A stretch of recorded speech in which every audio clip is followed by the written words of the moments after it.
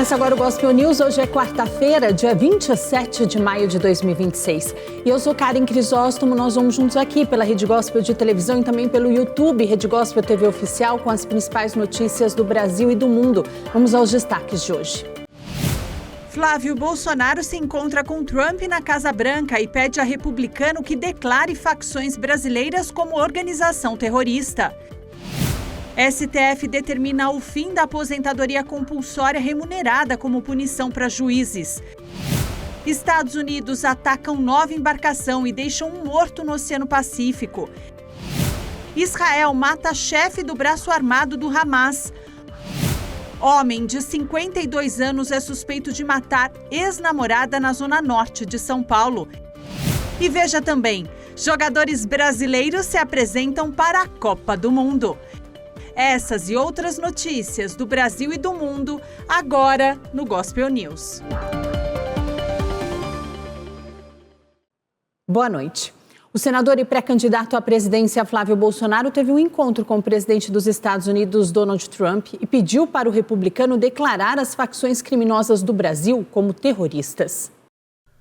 O senador e pré-candidato à presidência Flávio Bolsonaro disse que pediu ao presidente dos Estados Unidos, Donald Trump, que declare como terroristas as duas principais facções criminosas do Brasil, em uma visita incomum à Casa Branca, em plena pré-campanha eleitoral. Foi exatamente fazer esse pedido expresso a ele para que declare o Comando Vermelho e o PCC como organizações terroristas, disse o senador em coletiva de imprensa em Washington após o encontro. O governo americano estuda designar o Comando Vermelho e o Primeiro Comando da Capital como narcoterroristas, como já fez com os principais cartéis mexicanos e colombianos.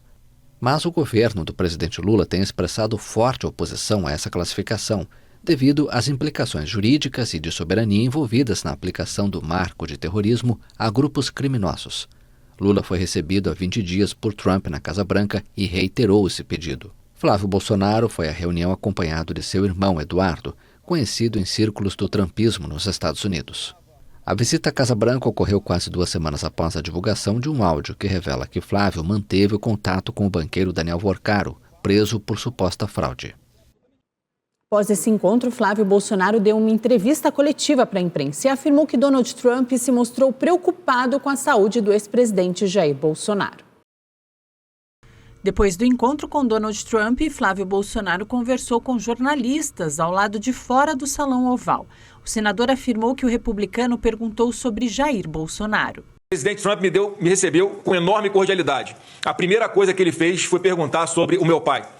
Perguntou sobre as condições da prisão, sobre como ele está, sobre como a família tem lidado com tudo isso. Foi um gesto humano, que registro com profunda gratidão. Ao final do encontro, o presidente fez questão de me presentear pessoalmente com uma Challenge Coin, a moeda de honra que presidentes americanos entregam como símbolo de respeito e reconhecimento, tradição que remonta às Forças Armadas americanas. É um gesto raro, reservado a aliados de confiança. Mostra o tipo de líder que ele é e mostra o tipo de relação que existe entre nossas famílias e os nossos movimentos políticos. Flávio e Eduardo Bolsonaro publicaram fotos do encontro com Trump nas redes sociais, mas a publicação causou estranheza nos seguidores e também na oposição. Muitos acreditavam ser uma foto gerada por inteligência artificial.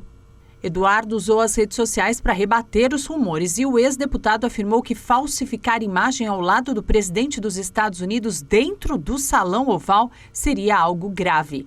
Na tarde de hoje, Flávio Bolsonaro teve agenda com integrantes do governo norte-americano. Ele esteve reunido no Departamento de Estado dos Estados Unidos com o secretário Marco Rubio. Uma nova pesquisa divulgada nesta semana mostrou que o Brasil chegou ao maior índice de desenvolvimento humano da história. O Brasil entrou pela primeira vez na categoria de países com desenvolvimento humano muito alto. Em 2024, o país alcançou 0,805 no Índice de Desenvolvimento Humano Municipal, IDHM, em comparação a 0,744 em 2012. A escala para classificar o desenvolvimento humano varia de 0 a 1, sendo muito alto acima de 0,800. A informação é do Programa das Nações Unidas para o Desenvolvimento, o PNUD Brasil, que divulgou nesta terça-feira a pesquisa Radar IDHM. O marcador avalia os parâmetros de saúde e longevidade, educação e geração de renda, de acordo com a cor e o sexo.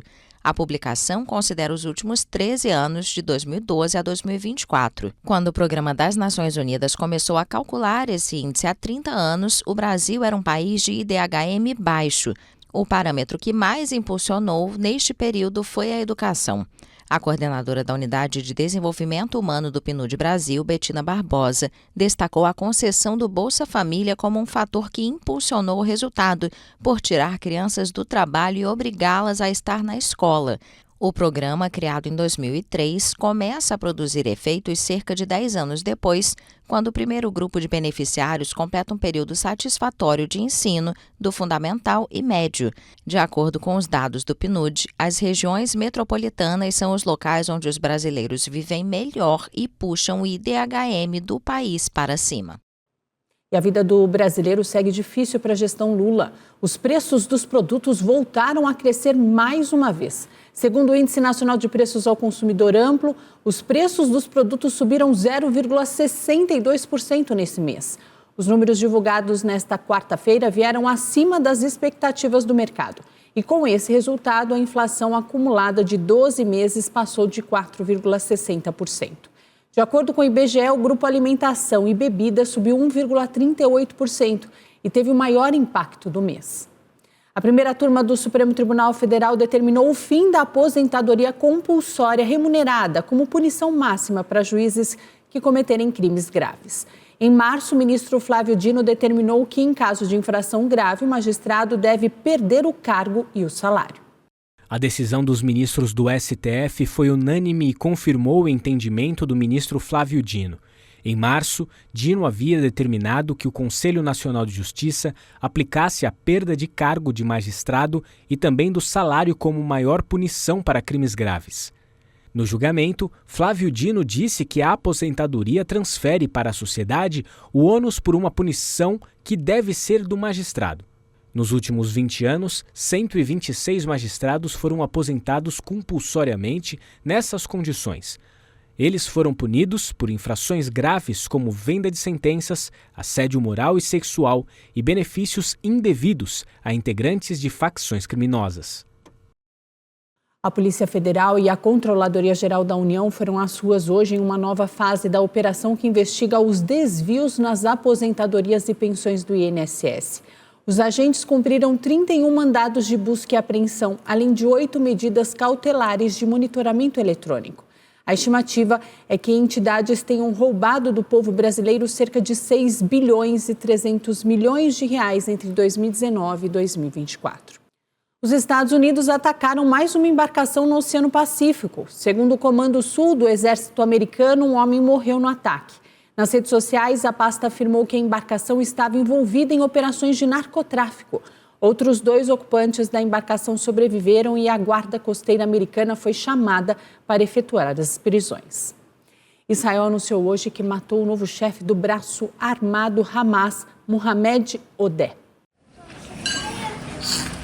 Israel anunciou que matou o novo chefe do braço armado do Hamas em Gaza. Em um comunicado conjunto publicado nesta quarta-feira, o Exército e a Agência de Segurança Interna Shin Bet confirmaram a morte na véspera de Mohamed Odeh, o 4º líder das brigadas Ezedine al-Qassam, que Israel afirma ter eliminado desde o início da guerra. Uma fonte do Hamas relatou que a esposa de Odeh e seus 2 filhos também foram mortos no bombardeio. Desde o devastador ataque do Hamas em 7 de outubro de 2023, Israel vem atacando sistematicamente os dirigentes do grupo, tanto em Gaza como em toda a região. Segundo um balanço da AFP, baseado em números oficiais do Estado hebreu, a operação terrorista causou a morte de 1.221 pessoas em território israelense. A resposta de Israel em Gaza deixou mais de 72.800 mortos, de acordo com o Ministério da Saúde do território, que opera sob a autoridade do Hamas. Ao todo, mais de 900 mortes ocorreram após a entrada em vigor de um cessar-fogo em outubro de 2025. Israel continua mantendo o controle de 60% da faixa de Gaza, inclusive de todos os pontos de entrada e saída, enquanto a população se concentra no litoral. A presidente interina da Venezuela, Delcy Rodrigues, anunciou a criação de uma comissão de reestruturação do governo. O objetivo é adaptar a nova realidade política após a queda de Nicolás Maduro. O governo venezuelano anunciou a criação de uma comissão de reestruturação para se adaptar a uma nova realidade após a queda de Nicolás Maduro. A presidente interina Delcy Rodrigues já substituiu metade do gabinete que herdou de Maduro, assim como todos os membros da cúpula militar e grande parte dos comandantes regionais do exército. Hoje ela nomeou o chavista Héctor Rodrigues, ministro da Educação, como comissário para a reestruturação e reengenharia do governo. Em reunião no Palácio Presidencial, Delcy afirmou que o objetivo da comissão é obter uma nova estrutura adaptada a esta nova realidade da Venezuela, que renasce. A presidente, que governa sob forte pressão dos Estados Unidos, encarregou a ministra da Economia, Anabel Ferreira, da gestão eficiente do governo. Delcy ainda citou outras mudanças, como o corte de vários programas sociais do chavismo. A líder interina tem promovido uma reforma petroleira e uma nova lei de Minas, com o objetivo de abrir a investidores estrangeiros o país, que possui as maiores reservas mundiais comprovadas de petróleo bruto. E os médicos do Reino Unido alertaram que o uso das redes sociais representa uma ameaça à saúde dos jovens e compara o vício ao tabagismo. Metade dos profissionais entrevistados relatou tratar pelo menos uma criança com angústia mental ou lesões físicas relacionadas a conteúdos na internet. O uso das redes sociais constitui um problema de saúde pública no mesmo nível que o tabagismo e a falta do uso de cinto de segurança em um automóvel. Foi o que considerou uma organização que reúne as principais instituições médicas britânicas no último dia de uma consulta iniciada pelo governo trabalhista sobre a possibilidade de proibir as redes sociais para menores de 16 anos no Reino Unido. Entre os 454 médicos entrevistados, metade relatou tratar pelo menos uma criança por semana com angústia mental ou lesões físicas relacionadas a conteúdos na internet. Os profissionais também afirmam observar uma onda de crianças radicalizadas devido à exposição a conteúdos de ódio, viciantes e extremamente perturbadores. Em meados de abril, o primeiro-ministro britânico Keir Starmer insinuou que poderia restringir o acesso de menores às redes sociais por conta de riscos à segurança dos menores. Mas insistiu que esperaria até o término da consulta pública antes de tomar uma decisão final. O Ministério da Tecnologia avisou que o governo vai agir antes do fim do ano para implementar os resultados da consulta. As autoridades de Laos anunciaram hoje que 5 das 7 pessoas que ficaram presas em uma caverna foram encontradas com vida. O grupo está preso no local há uma semana após entrar no local para procurar ouro. Mais de 100 pessoas estão participando do resgate.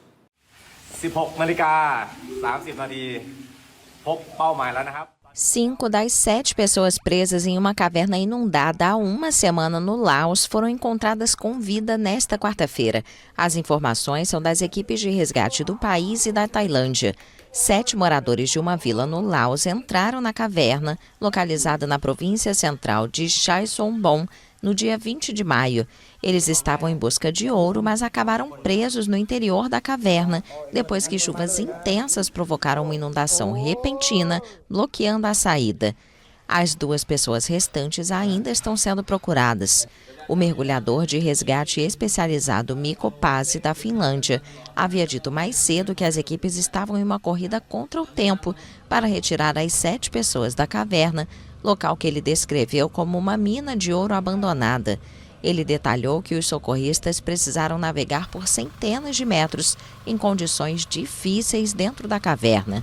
O mergulhador finlandês foi um dos socorristas que auxiliaram no dramático resgate de 2018 de um time de futebol juvenil em uma caverna inundada na vizinha Tailândia. No próximo bloco, o jovem é baleado após reagir a assalto em Barro Nobre de São Paulo. E homem de 52 anos é suspeito de matar ex-namorada na zona norte da capital.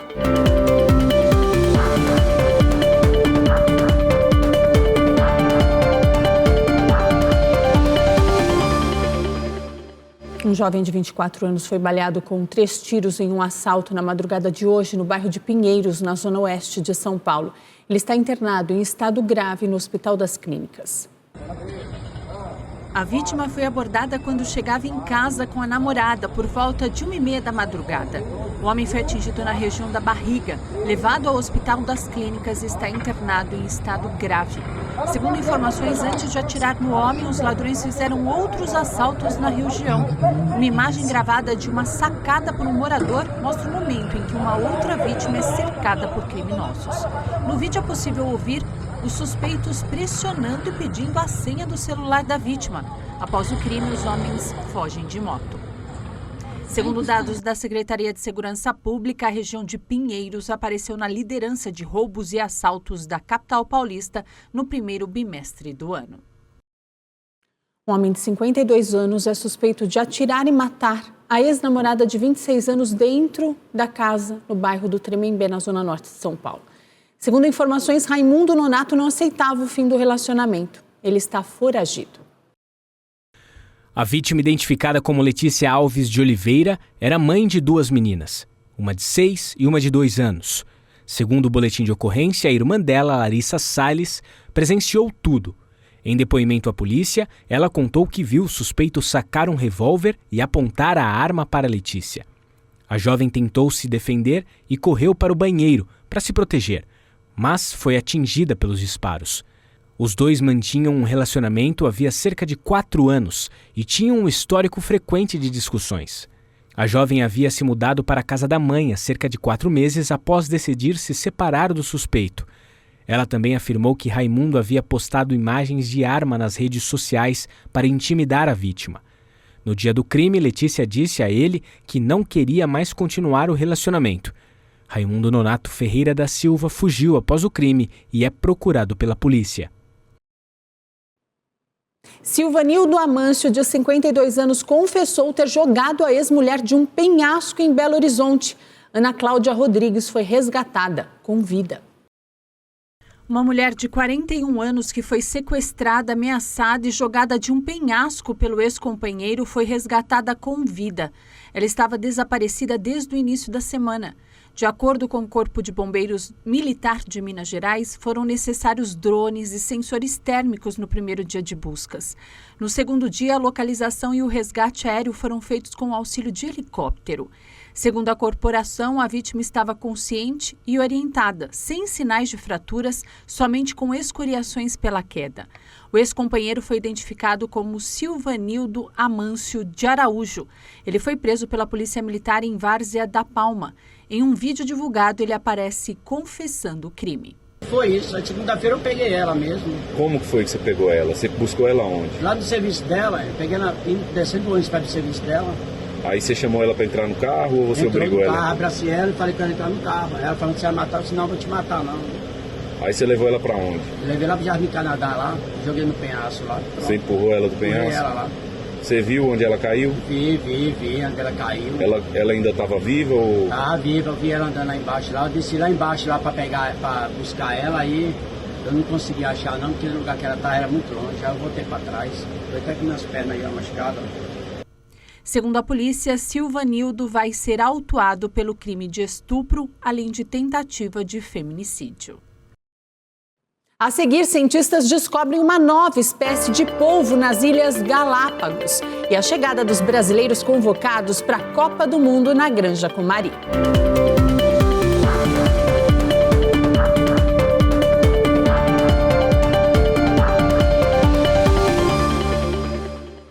O desmatamento no Brasil caiu no ano passado para o menor nível em 6 anos. E pela primeira vez desde 2019, a área desmatada no país ficou abaixo de 1 milhão de hectares.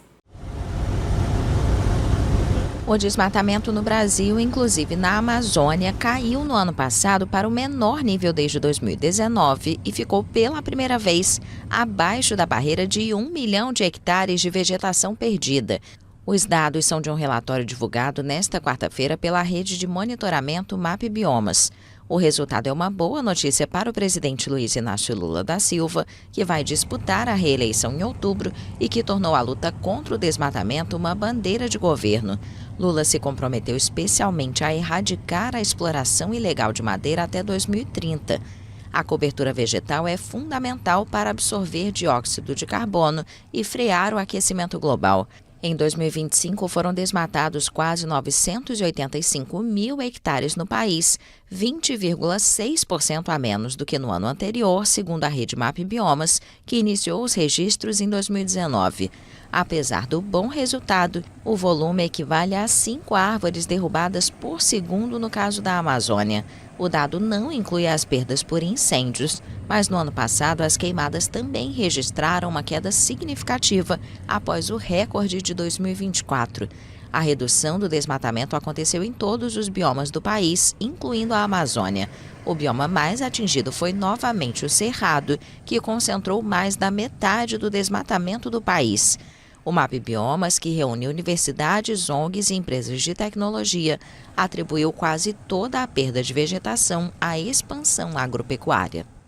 Uma equipe de pesquisadores encontrou um novo polvo nas Ilhas Galápagos. O animal é azul e tem o tamanho de uma bola de golfe. Azul como o oceano, mas tão pequeno quanto uma bola de golfe. Cientistas da Charles Darwin Foundation encontraram um novo polvo em Galápagos. O animal da nova espécie Microeledone galapagensis possui pequenos tentáculos robustos providos de uma única fileira de ventosas, o que o distingue da maioria dos polvos. O polvo azul é claro na parte dorsal, mas sua parte ventral é de um violeta muito escuro. De acordo com a especialista em vertebrados do Field Museum de História Natural de Chicago, Janet Voigt, esse padrão de cor ajuda o animal a se proteger. A pesquisadora afirma que esses animais costumam ser encontrados em águas profundas, especialmente em locais pouco explorados. A montadora Ferrari apresentou ao mundo o primeiro veículo totalmente elétrico. O novo modelo vai custar mais de 3 milhões de reais e tem autonomia de 500 quilômetros. A fabricante italiana de carros de luxo, Ferrari, apresentou seu primeiro modelo totalmente elétrico. O Luce, que significa luz, atinge uma velocidade máxima superior a 310 km por hora e possui uma autonomia de mais de 530 km. O veículo é capaz de acelerar de 0 a 100 km por hora em 2,5 segundos. O Luce pesa 2,26 toneladas, o que o torna o carro mais pesado já produzido pela marca. É também o segundo modelo de 4 portas da Ferrari e o primeiro de 5 lugares para uma montadora mais conhecida por seus elegantes carros de 2 lugares. O lançamento ocorre em um momento em que outras empresas reduzem o ritmo de produção de seus modelos elétricos por conta de uma demanda menor do que a prevista. A editora Flammarion anunciou que o roubo no Museu do Louvre será levado aos cinemas.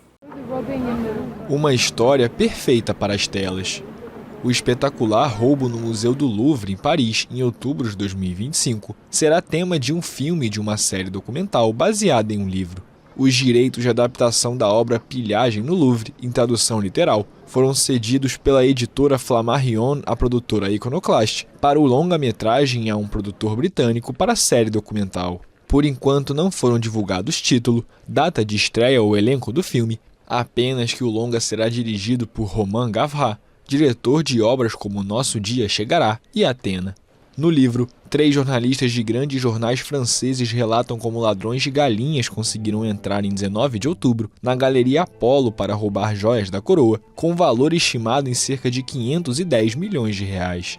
O incidente causou grande surpresa e desencadeou uma crise dentro do Museu do Louvre, que levou à substituição de sua presidente, Laurence Descartes. Após 7 meses de investigação e a prisão dos principais suspeitos, a busca pelas joias se transformou em um enigma complexo que intriga os investigadores. De acordo com os autores, o caso demonstra que o roubo de obras de arte se tornou mais um negócio dentro do crime organizado. O técnico da seleção da Argentina, Lionel Scaloni, disse em entrevista que as condições físicas de Lionel Messi antes da Copa do Mundo não são tão ruins. O craque argentino foi substituído durante uma partida com dores na coxa. Não são tão ruins. Foi assim que o técnico da seleção argentina, Lionel Scaloni, definiu as primeiras notícias sobre a condição física de Lionel Messi antes da Copa do Mundo. Scaloni declarou que preferia que não tivesse acontecido nada com o craque, mas que agora é preciso esperar para ver como será sua evolução. Faltando menos de 3 semanas para o início do Mundial, Messi, de 38 anos, acendeu o sinal de alerta para os atuais campeões do mundo após deixar o jogo do Inter Miami pela MLS no último domingo, com dores na perna esquerda. O craque saiu de campo caminhando ao ser substituído, mas levou a mão à coxa. O time da Flórida confirmou na segunda-feira que o camisa 10 sofreu uma sobrecarga associada a uma fadiga muscular no músculo posterior da coxa esquerda e que o prazo para seu retorno aos gramados depende de seu progresso clínico e funcional. A Argentina estreia na Copa do Mundo de 2026 no dia 16 de junho contra a Argélia, em Kansas City, pelo Grupo G, que também conta com Jordânia e Áustria. Antes, a Albiceleste fará 2 amistosos preparatórios para o torneio, em 6 de junho contra Honduras, no Texas, e no dia 9 de junho contra a Islândia, no Alabama. O Flamengo venceu o Cusco pela Copa Libertadores e garantiu a melhor campanha da fase de grupos. Na Copa Sul-Americana, o São Paulo venceu o Boston River, no Morumbis. O Flamengo venceu o Cusco no Maracanã por 3-0. Bruno Henrique abriu o placar já na parte final da partida. Alguns minutos depois, ele recebeu dentro da área e bateu forte para fazer o segundo. Já nos acréscimos, Lucas Paquetá fechou o placar de pênalti. O São Paulo venceu o Boston River em casa. Arthur bateu forte e abriu o placar logo aos 4 minutos. 10 minutos depois, Juan Acosta tentou cortar um cruzamento e fez contra. Placar final 2-0. Daqui a pouco, o Corinthians entra em campo contra o Platense da Argentina para a Copa Libertadores. E a bola rola na Neoquímica Arena a partir das 9h30. E olha só, os jogadores da seleção brasileira que vão defender a amarelinha na Copa do Mundo se apresentaram hoje lá na Granja Comari, no Rio de Janeiro. Todos desembarcaram até o fim da manhã, mas o destaque ficou com a chegada de Neymar. O craque brasileiro chegou a bordo do helicóptero dele e mobilizou fãs do lado de fora do centro de treinamento. O zagueiro Gabriel Magalhães e Marquinhos, além do atacante Gabriel Martinelli, estão envolvidos na final da Liga dos Campeões, que será disputada no próximo sábado e, portanto, só se juntam ao restante dos convocados na próxima semana. E o Gospel News desta quarta-feira fica por aqui. A todos vocês, uma ótima noite. Até amanhã.